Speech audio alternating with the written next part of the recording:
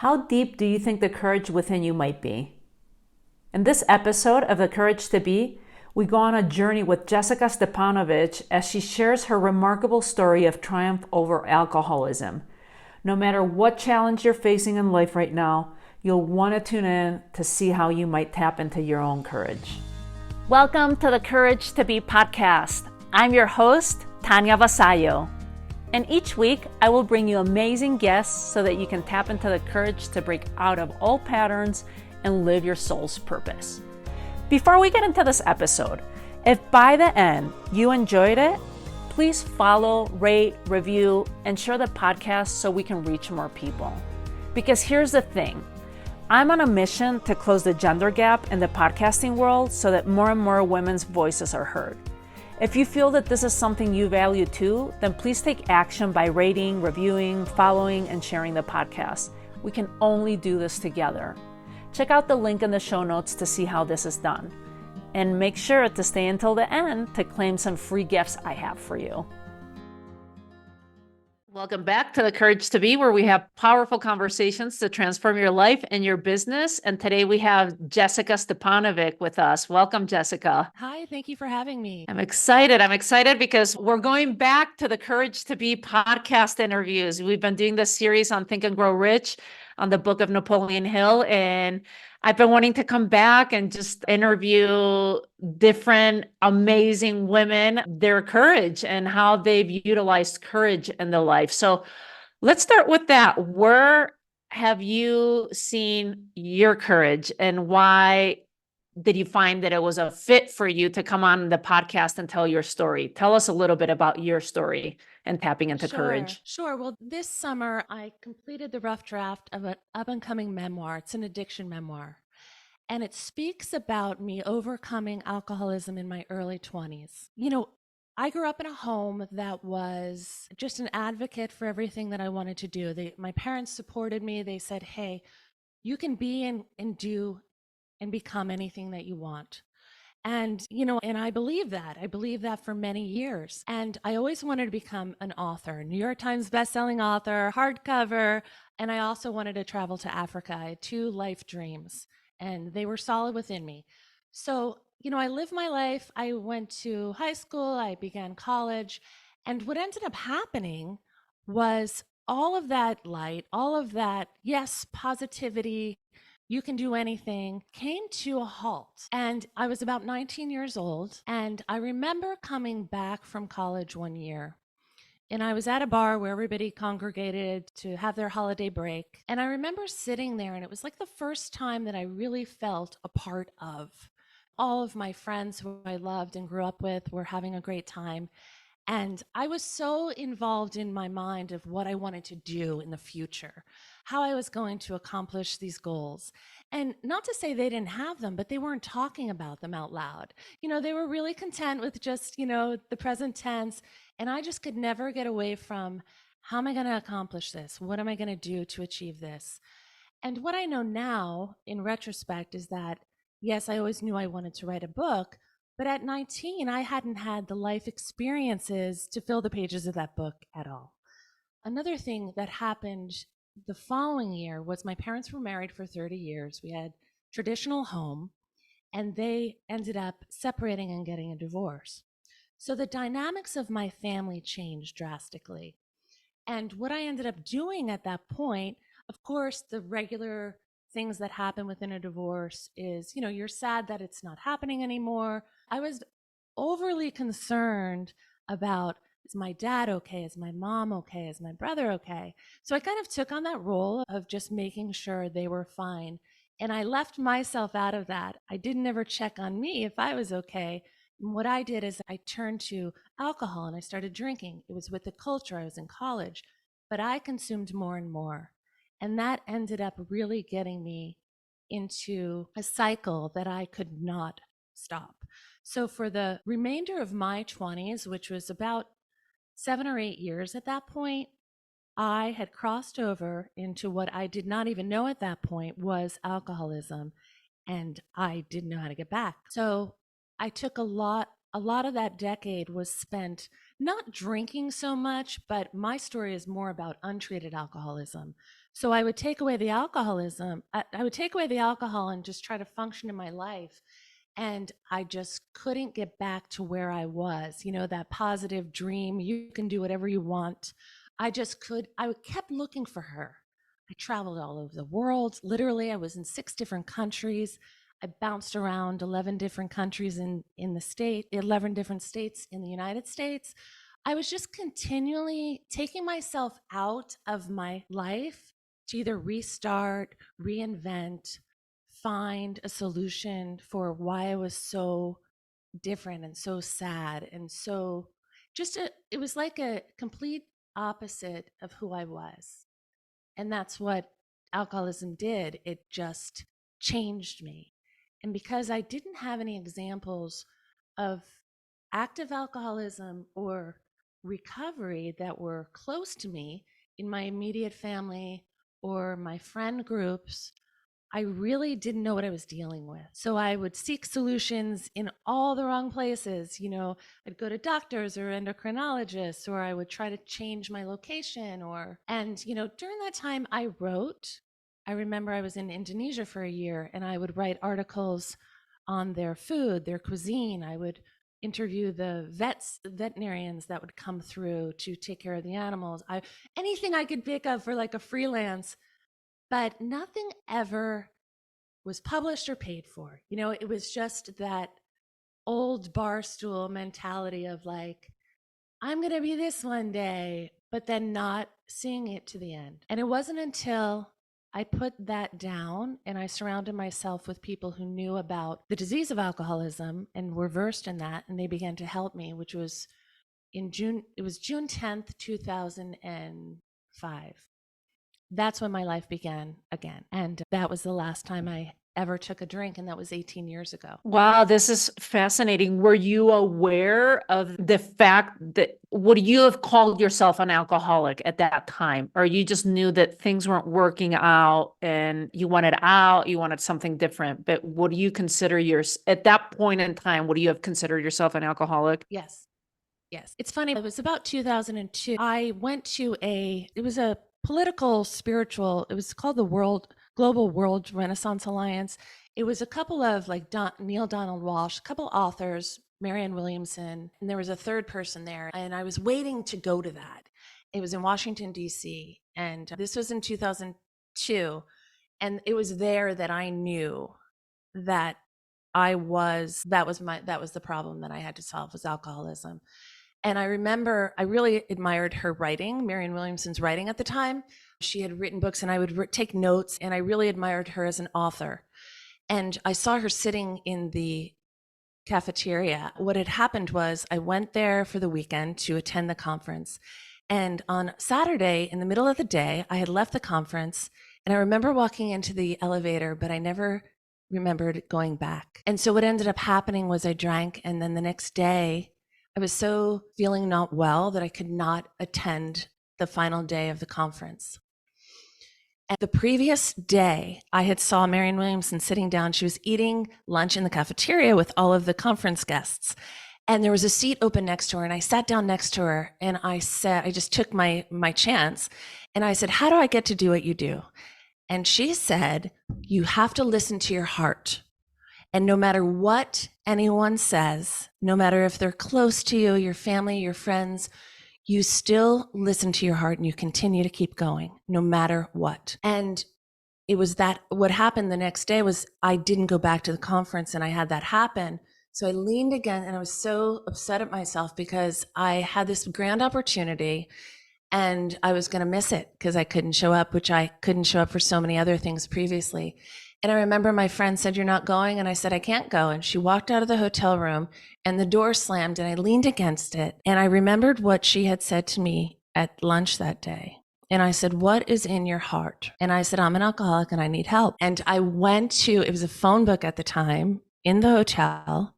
I looked up a cab and a meeting, and I went, and that was my very first meeting that I went to. And it was in the downtown district of Washington, D.C. Everybody was looking right, and there was a sea of people, and I went in there, and then they all left.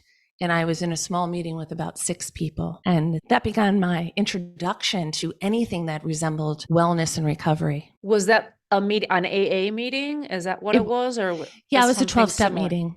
That is Mm-hmm. amazing. And what level of courage for yourself, first of becoming aware of it, taking that chance with Marianne Williamson, and just what do I do to be, like, because you could have asked her any other question, you could have been like, whatever, like you asked the right question, you got the right answer, and you took inspired action with it. It's like, okay, let Mm-hmm. me start. I need help. Let me start today. That is amazing, Jessica. I love hearing that. So walk us through what happened next. So you go to this first meeting, you're becoming aware of it now, you're conscious of it.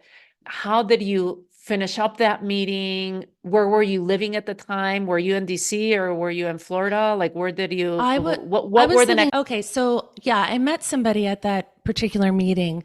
He was a man, and in the hallway, he had like a walrus mustache, and he said, hey, I said, hey, how do you do this? And he said, listen, I just got back from 5 days camping with, a bunch of guys, and they're all drinking their whiskey and their wild whatever, and I'm sitting there with a Perrier. He said, listen, just get in there, listen, be open, and you'll be able to do this. And I checked in with that man, even though he lived in DC, and I went back to Cape May, New Jersey. That's where I was living at the time. And I remember I had a year, and I called him. I said, hey, I did it, And then, I surrounded myself with people who were in the solution of alcoholism. I did what they told me to do. In particular, I had a very special woman by the name of Linda, and I approached her and I admired her. I liked the way she spoke. I liked what she had. She had a real strength about her and a real honesty, a real hard honesty that I needed at the time. And she's still a dear friend of mine today. She was one of the people in my life that no matter when I called her, and I called her often over the course of those 8 years, she never not answered the phone. She was always there. So you have a couple of people that really truly believe in you when you're not believing in yourself. And they kind of like breathe the life back into you, give you the courage to continue to go. And then when my life started to make sense again, then I began to bring back what I knew back then, those dreams and such. Wow, that is beautiful. What I'm hearing there that I'd love for you to talk a little bit more about, because I don't want to brush over, is the people that believe in you when you couldn't believe in yourself.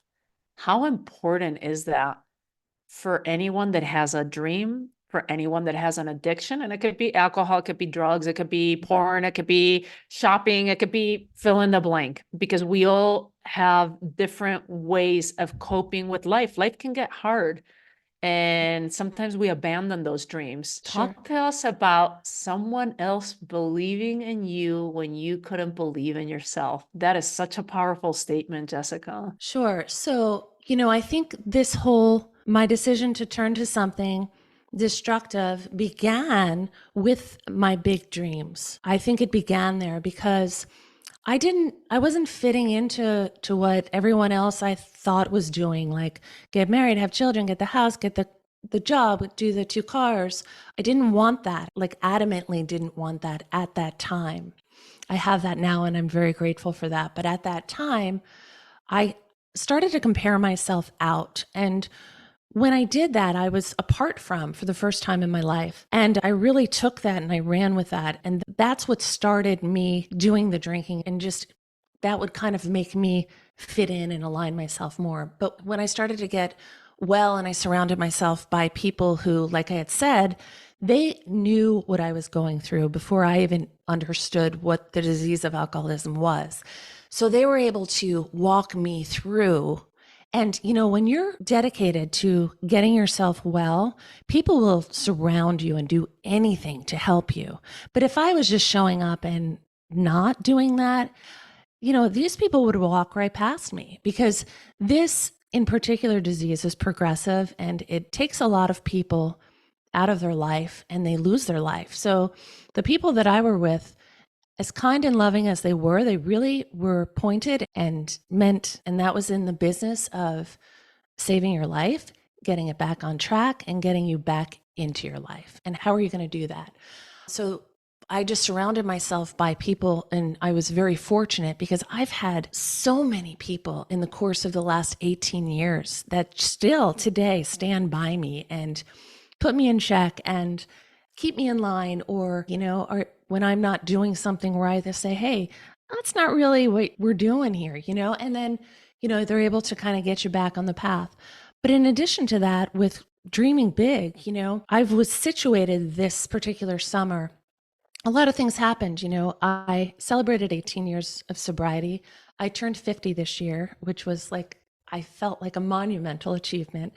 And I also took my dream of becoming an author. In my third year of sobriety, I wrote my first draft of my book. And for whatever reason, writers like put their books away for years and they just don't touch them again for so many reasons. So I shelved that dream. And this summer, for whatever reason, there was people that came in front of me in situations that said, take that down. This is time for you to take that down.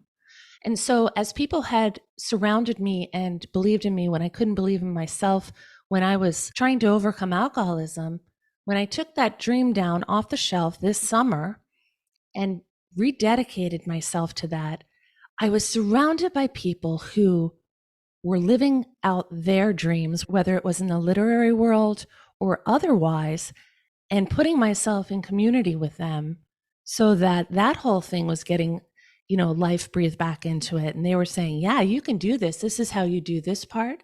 And then you're going to need to do this part.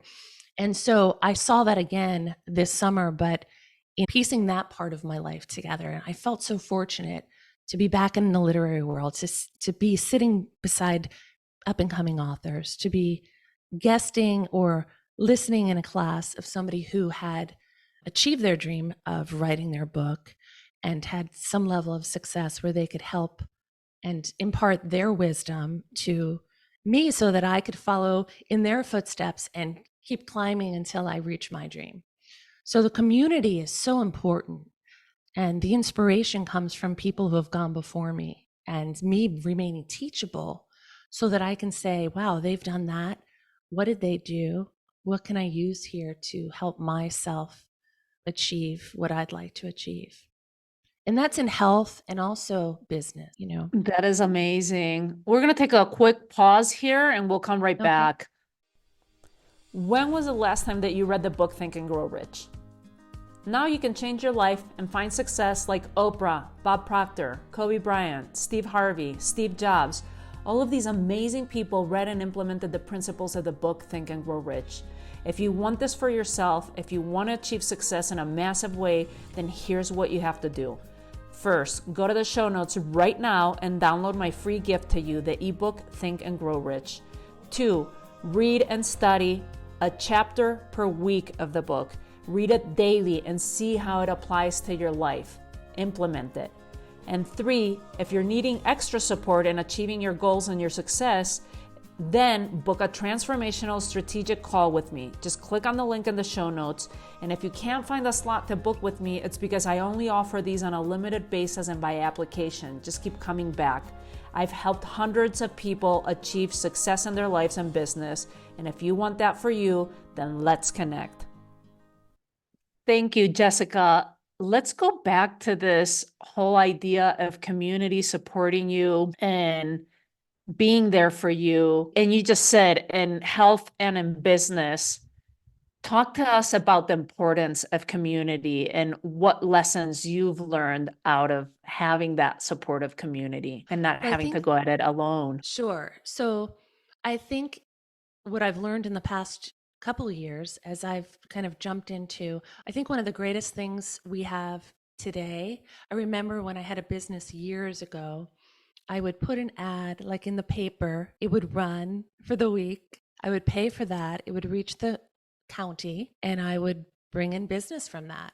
And I think one of the incredible things that we have today is this, virtual online digital space where we can reach literally millions of people with our ideas or our dreams, and we have access to communities, we have access to information, to other people who are doing what we're doing. And it just really accelerates the process that, you can really start anything you want and have access to lessons, classes, information. You can get side by side with people, just as we're doing here. A lot of your listeners, maybe they have a dream all their own that they said, well, how can I do this? How can I achieve this? Or how do I have the courage to do this? And it's just so many people are just getting started in this whole arena, and they're just following one step after another.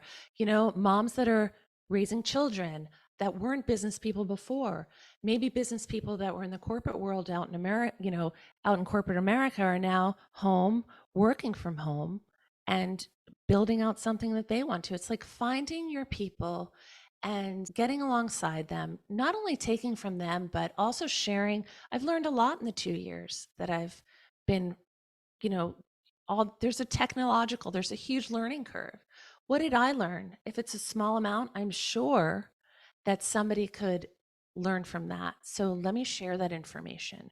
Just as it was freely given to me, let me freely give it out to them. I can sense your generous spirit with that. Share with us what you're doing right now, how things have shifted, because you had those dreams prior to going into the drinking era of wanting to write a book, wanting to travel to Africa. What has shifted? How have things changed? And what are you doing now? So, third year that I had put down alcohol, like I had said, I had began the first draft of that book. I took 1 year and I just wrote. No matter where I was, I wrote.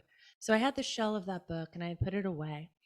And I believe it was year 13 after 2005, when I just kind of restarted everything, I had opportunity. So I was able to travel to Africa.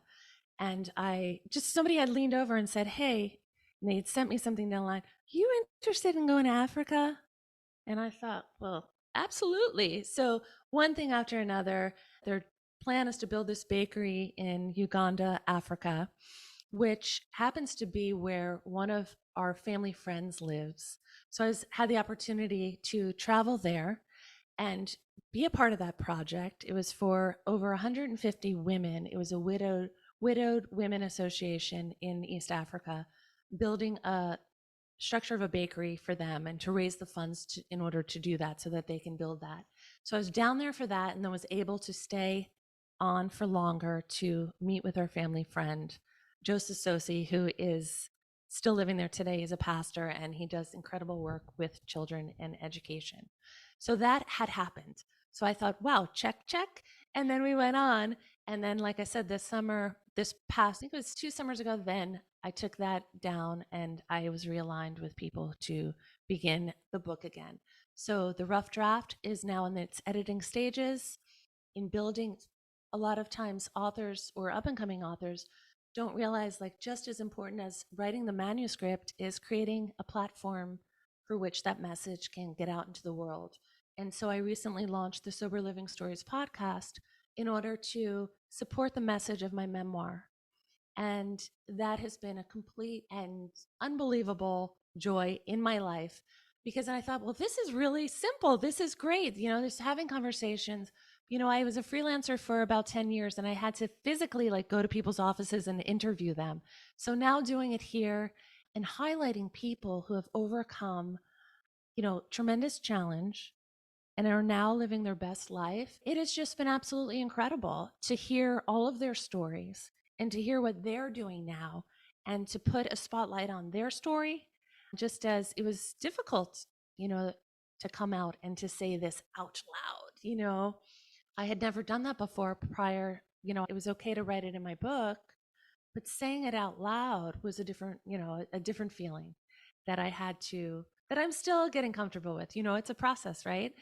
But having that platform for other people to share not only gives me courage to continue, but it's so incredible to hear their highlights and hear how they went from the bottom and their climb. Let's talk about that a little bit, of how hard it is to come out. I see it as coming out of the closet with your story of sobriety, and life is messy. And I think everyone has a story. My guess is that there's shame behind that or guilt, maybe. Like, what do you say are the essence of wanting to keep that story as a secret and not want to talk about it? Because I think it's so important to talk about these subjects, because just think of all the millions of people that you could help. I mean, especially now that you have a platform, that you've created your podcast, that you're talking about it. And I mean, I take my hat off for you and I congratulate your bravery and having the courage, not only to be sober, but the courage to be honest and vulnerable about your story. Because when we do that and we stop making these subjects taboo, is when we can have change. So talk to us a little bit about, was the undertone with that? Was it shame? Was it guilt? Was it, like, what was the mindset behind that? And what shifted once you gave yourself permission to be able to talk about it? Okay, yeah. So, for the past 18 years, I was I did speak about it, but I spoke about it to other people who had that. I didn't speak about it publicly. I think for me, the feeling that I was attached to it that was negative was the social stigma of alcoholism. And to me, and it's almost still there in a sense, a lot less. But what changed and what was so incredibly amazing about sure, I struggled. I would tell my husband, I just can't say it out loud. It's just like stuck right here because it held so much emotion for me. I mean, that decade of my life, I remember my 30th birthday so well because it meant that I was out of my 20s. It was such a difficult time in my life. I didn't want to be here for many of those years. I remembered, I don't think I smiled for 2 years. And I could say that because I would practice smiling in like the dark of my room at night because in case I got well, I wanted to my face to remember how. Like I had lived for 19 years happy and positive, and just having crossed that line and how alcoholism affected my body and my mind, it took that. And I was sad and depressed and at times hopeless and very desperate to get better. And that's a very serious thing. And so, in saying that out loud, somebody may see me today and say, oh, well, she looks relatively normal and okay. And I'm sure she hasn't had any trouble. But taking that down, taking that mask down, saying, no, absolutely did, 100% had so much trouble, and being able to say, yeah, no, it's alcoholic. And it was, it just had so much stigma attached to it that was negative that it was hard for me to climb over that. But what mattered more to me in this next chapter of my life is not who I am or how I'm presenting myself. It's about being honest and being truthful and being transparent. And it just the care is gone, about the fact that I'm still here. Oh, I'm so grateful. The fact that I'm getting a second shot at getting my book into the world and fulfilling that second dream that I had, I'm incredibly so happy about that. And that wouldn't have happened if I hadn't gotten out of that. If I hadn't found people who helped me through that alcoholism. And what I'm finding by having this podcast and being open about it is that so many people have, it's not just alcohol, like you had said. It could be food, it could be shopping, it could be gambling or money. So many people have that destructive component that they carry around with them because of some narrative that they're following that's not true about themselves. And the more that people speak about it, the less power it has because you're like, oh, you have that too. And this isn't true. And we're going to reprogram. We're going to do this. And we're not going to allow that to be us now. It just doesn't have to be. There's so many courageous people in the online community that gave me the courage to speak my truth in my mind, in my life, because they were doing that. And they were generously being open to people they didn't know in the hopes that they could just help one person. And I thought, well, that's pretty incredible, And I don't know, maybe turning 50 has something to do with it. You just kind of anyway. It's not that you stop caring. It's just that, well, you've lived a certain amount of time and you don't have to prove anything anymore. Like, I'm a great mom. I'm doing the best I can with the things that I know at days I'm not. But you just kind of, I guess, just learn to own things better and care less about what people think and more about what I think about myself.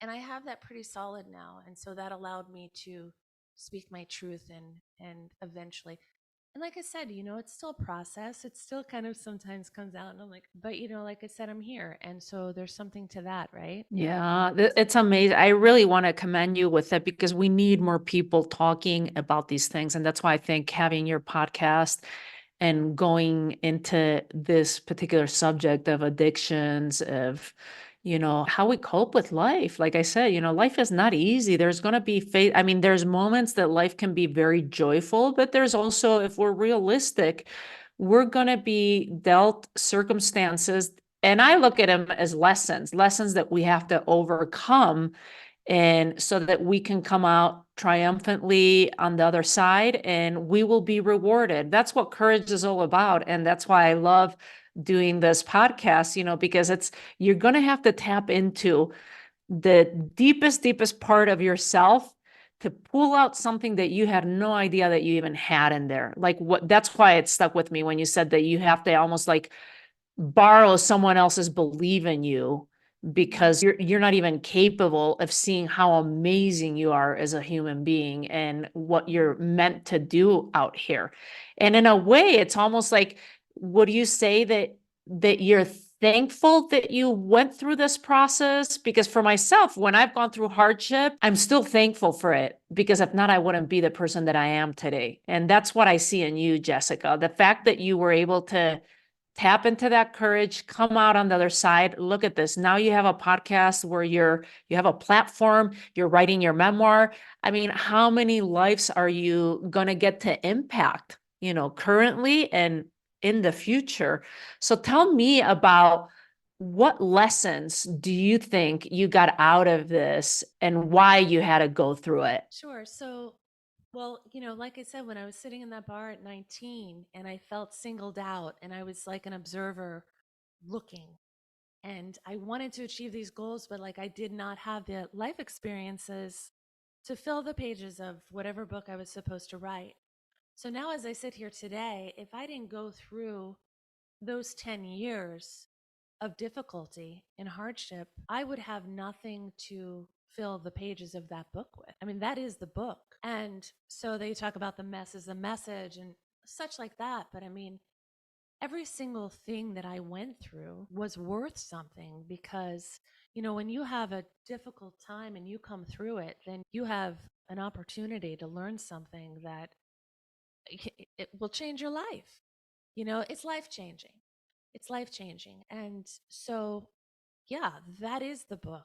So I had to go through everything I had to go through to come here. So I am so grateful that I did not give up, when I was in the difficult times, that I didn't give up because there were times that I wanted to. And, if any message there is, it's like, even if you're not at your bottom and giving up, then it's like, even if you're in the middle of your dream and it's difficult and it seems like everybody else is making it and you're not, it's like, not true. Keep going. These people aren't overnight successes. This has been hard won.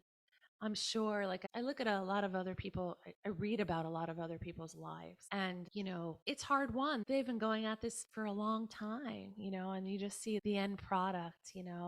So I think the difficult times that we go through are meant to happen because they're to be used for either changing us into who we're supposed to be.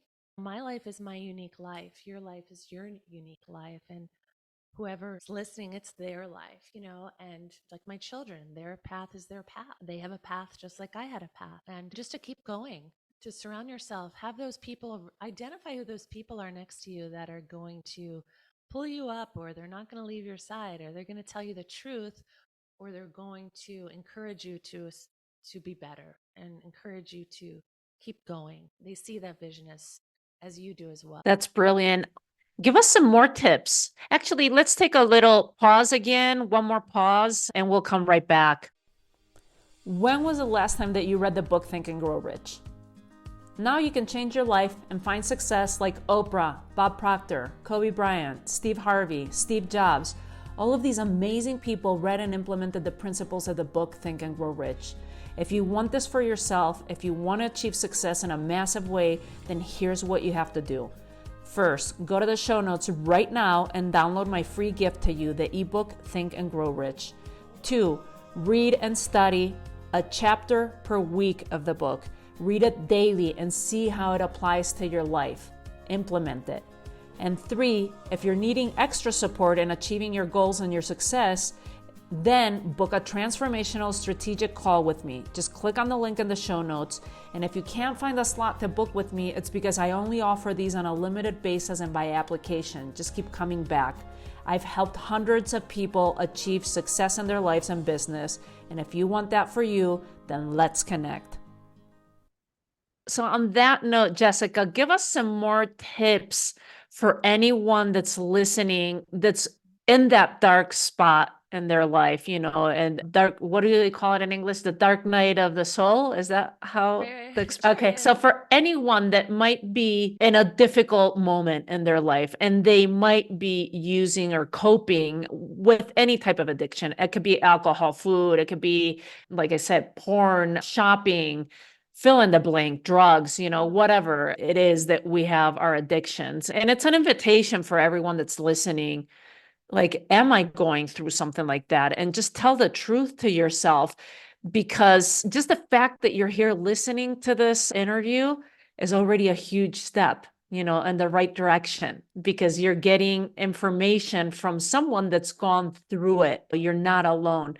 But what kind of tips would you give the listener that is in that difficult spot, in the hard marriage, or maybe they're coming out of school, like you're saying, or, maybe they just lost someone, the loss of someone, or, they're grieving, whatever it is that they're going through. What kind of tips do you have for them? I had a difficult time and I had a clear message that was given to me. And it was, when you want to give up the most, that is your cue to hang on the tightest. So that's when you hang on the tightest, because that's it. And if you get through that, then you're going to be okay. So a lot of the times when you want to give up, yeah, that's just it. That's when you hold on. Another important thing to recognize is that things happen in the timing it's supposed to happen, I believe. I couldn't have fast forwarded this. I wanted to, but I couldn't. You never know who's going to be placed in front of you or what situation is going to happen.